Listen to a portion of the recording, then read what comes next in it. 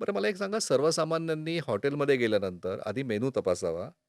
नंतर त्या हॉटेलमधले काय-काय तपासावं म्हणजे की तिथलं मेनू कार्ड की स्वच्छता? 3-4 गोष्टी कंपल्सरी बघाव्यात. आपण एखाद्या हॉटेलमध्ये जातोय, त्यावेळेस ते लायसन्स्ड हॉटेल आहे का? म्हणजे प्रॉमिनंट भागावरती फसायचं लायसन्स आहे की नाही? हे बघणं अपेक्षित आहे. म्हणजे तो ऑलरेडी रजिस्टर्ड किंवा लायसन्स्ड आहे की नाही?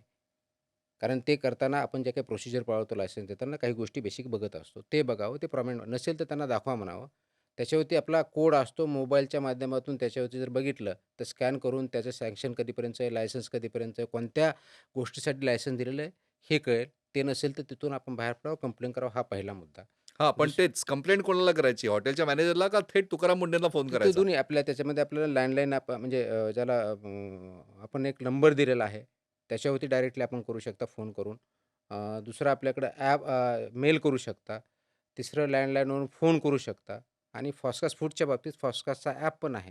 त्याच्यावरती करू शकता. असे मल्टिपल माध्यम आपण त्यांना दिलेले आहे आणि पुढच्या काही दिवसामध्ये आपलं एफ-डी-एचा एक टोटल एक वेब लिंक येते. ती लोड केल्यानंतर त्याच्यावरती सुद्धा करू शकता. तर म्हणजे मल्टिपल असे बरेच know your pharmacist, know your restaurant. Know your म्हणून नाही, पण हे जे आपलं कोड आहे, म्हणजे ज्याच्यावरती लायसन्स आहे, त्याच्यावरती हे सगळे डिटेल्स आहेत. स्कॅन केलं तर आपल्याला त्याच्यावरती भेटतील. हा पहिला मुद्दा. दुसरा मेनू ज्यावेळेस चेक करतो, तर मेनूमध्ये की जे पदार्थ देतात त्याचे कॅलरी लिहिलेले आहेत का? त्याचे इन्ग्रीडियंट काय आहेत? हे बघायचं. स्वच्छता तर बघितलीच पाहिजे. पण त्याचबरोबर बऱ्याच ठिकाणी डायरेक्टली पिण्याची बॉटल पाण्यावरती आणून ठेवल्याचं तो त्याच्याऐवजी त्यांनी ड्रिंकिंग वॉटर जे पोर्टेबल आहे, ते त्यांनी बंधनकारक आहे. आपण तसे आदेश पण काढलेले आहेत. जेणेकरून विकत म्हणजे पॅकेज ड्रिंकिंग वॉटर घेणं कंपल्सरी नाही आहे. प्रत्येक जे काही हॉटेल असेल, रेस्टॉरंट असेल त्यांनी free of cost drinking portable water available portable water प्रत्येकाला दिलंच दिलं पाहिजे. पाहिजे. टॅप वॉटर दिलंच पाहिजे जे अ, योग्य ते त्या येस. पद्धतीनं म्हणजे ॲक्वागार्डचं असलं पाहिजे, म्हणजे ते मिनरलाइज फिल्टर्ड असलं वॉटर, पाहिजे. पोर्टेबल वॉटर ज्याला म्हणतो. शुद्ध दुधाची नेमकी व्याख्या काय हो?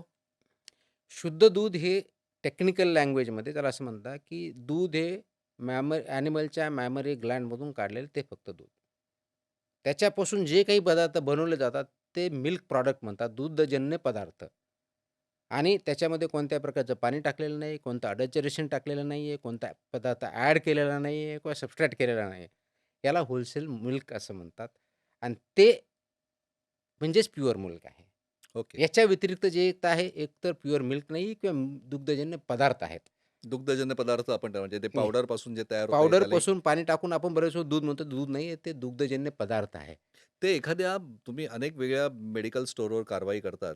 असं म्हणतात, की कोणत्याही डॉक्टरचं प्रिस्क्रिप्शन जे आहे, ते त्या मेडिकल स्टोअरवाल्यालाच वाचता येतं.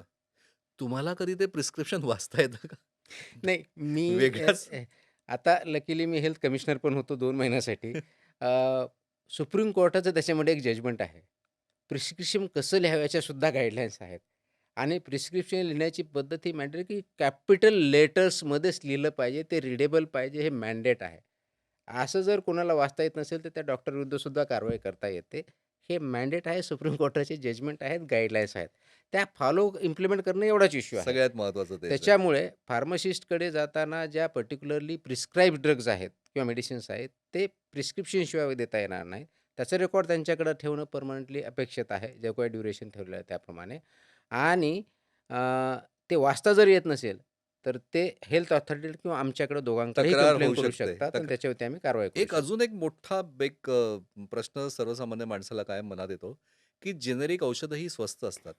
ती कमी गुणवत्तेची असतात म्हणून स्वस्त असतात का? असाही एक प्रश्न येतो. नेमकं काय म्हणजे तुम्ही एफ कमिशनर आहात? नाही, याच्यामध्ये जेनेरिक औषध कमी गुणवत्तेचे म्हणून नसतात. मुळामध्ये आपण याच्यात बघितलं पाहिजे, की प्रोप्रायटरी प्रॉडक्ट जे असतात, जे इंटेलेक्चुअल प्रॉपर्टी राईटच्या माध्यमातून ज्यांनी रिसर्च केलेला आहे, डेव्हलप केलेलं आहे, त्यांना त्यांच्या बुद्धिमत्तेच्या आधारे, कष्टाच्या आधारे ज्यांनी रिसर्च करून प्रॉडक्ट तयार केलेलं आहे, त्याचं रेम्युनरेशन किंवा त्याचा मोबदला भेटावा म्हणून त्यांना काही वर्ष हे प्रॉपर्टी राईट दिलेले असतात आणि ते प्रॉडक्ट तयार करतात आणि ते मार्केटमध्ये देतात. काही वर्षानंतर तो इंटेलेक्चुअल प्रॉपर्टी राईट कमी होऊन त्याच पद्धतीचं तीच प्रोसेस तयार करून दुसरे पण मॅन्युफॅक्चर ते तयार करू शकतात. मेथोडॉलॉजी कदाचित वेगळी असू शकते. प्रोसेस ज्याला म्हणतो, ती वेगळी असू शकते. म्हणून तो इंटेलेक्चुअल प्रॉपर्टी राईटचा पिरियड संपल्यानंतर फक्त तो इंटेलेक्चुअल प्रॉपर्टीवर तेवढाच प्रोडक्ट न करता त्याच प्रोसेसेस दुसऱ्यामार्फत करू शकतात आणि म्हणून याच्यामध्ये त्याची कॉस्ट कमी होते. मेथोडॉलॉजी वेगळी किंवा हां, प्रोसेस म्हणजे वेगळी म्हणजे वाढल्यामुळे. थोडक्यात सर्वसामान्य माणसाने जेनेरिक क्वालिटी औषधं तीच असावी घेण्यापासून लागते. घाबरायला घाबरू नये कधी बिलकुल सगळ्यात नाही. महत्वाचं. मग